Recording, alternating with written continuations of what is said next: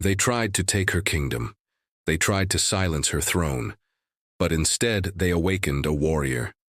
This is how a queen became a rebel and led an army against the might of the British Empire. The year is 1853. The kingdom of Jhansi is draped in mourning. Rani Lakshmibai has just lost her husband, the Maharaja. According to tradition and law, she adopts a son, securing her rightful heir and the future of her kingdom. But the British East India Company, hungry for expansion, has other plans. They refuse to recognize the adopted son, citing a cynical policy called the Doctrine of Lapse. They declare Jhansi annexed and demand the queen surrender her throne. It was a cold, calculated move designed to swallow kingdoms whole. Many Indian rulers, facing the overwhelming military power of the British, had surrendered quietly, their lands absorbed into the ever-expanding empire. But not her. She was more than just a queen. She was JhansiKiRani, the Queen of Jhansi. From her youth, she wasn't confined to the palace halls. She trained with swords, mastered horsemanship, and understood the art of war as well as she understood the art of governance. She sent a clear message back to the British: "I will not surrender my Jhansi."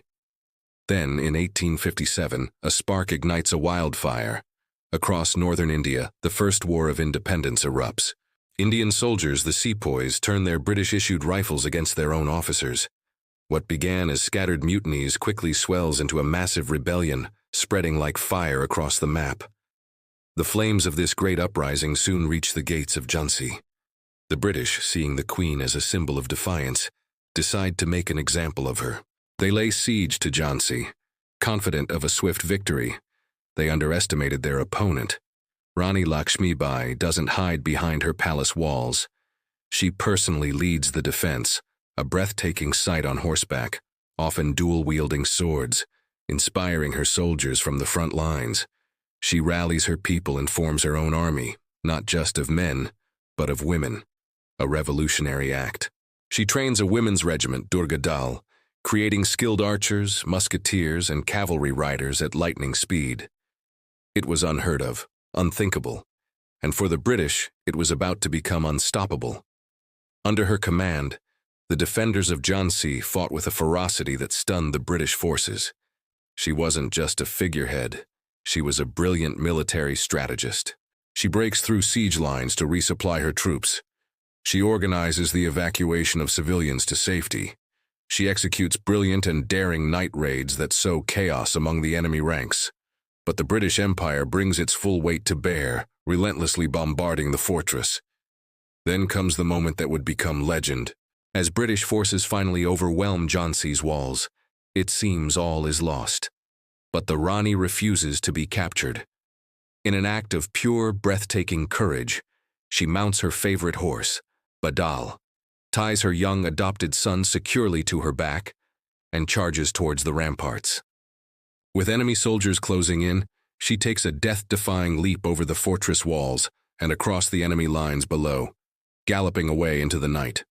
The British had cannons, superior numbers, and the latest artillery. She had tactical genius, unbreakable courage, and the speed of a warrior born. Her escape wasn't the end. It was a new beginning. She becomes a rallying point for the rebellion. Fleeing Jhansi, she joins forces with other rebel leaders, including the formidable Tatya Tope. Together they march on Gwalior, a strategic fortress city, considered the heart of central India. In a stunning victory, they capture the Gwalior fort. The news sends shockwaves through the British command. Suddenly, the queen of a small, annexed state had become their most dangerous adversary, controlling a vital stronghold. The empire is terrified. They redirect their best generals and pour resources into crushing her. But on June 18, 1858, near Gwalior, the final battle unfolds. Surrounded, wounded, and facing impossible odds, Rani Lakshmibai fights with the heart of a lioness to her very last breath. She died on the battlefield, a soldier's death, but she was never captured. She never surrendered. Rani Lakshmibai's fight wasn't for power or for conquest. It was for honor, for her people, and for her land's identity. She fought with strategy when others relied on brute force, and with courage when others succumbed to fear. She proved that the will of a people and the leadership of a true patriot cannot be crushed by an empire. Even her enemies acknowledged her greatness. One British general wrote that she was the most dangerous of all Indian leaders. But history remembers her as something more, an eternal symbol of resistance against tyranny, a beacon of fearless leadership. Her legacy teaches us to be fearless, to be prepared, and to lead with purpose. You don't need perfect circumstances or overwhelming odds in your favor to fight for what's right. You just need the courage to begin. Thank you so much for watching. If this story inspired you, please hit that like button, subscribe to our channel, and ring the bell so you never miss another story of incredible figures from history.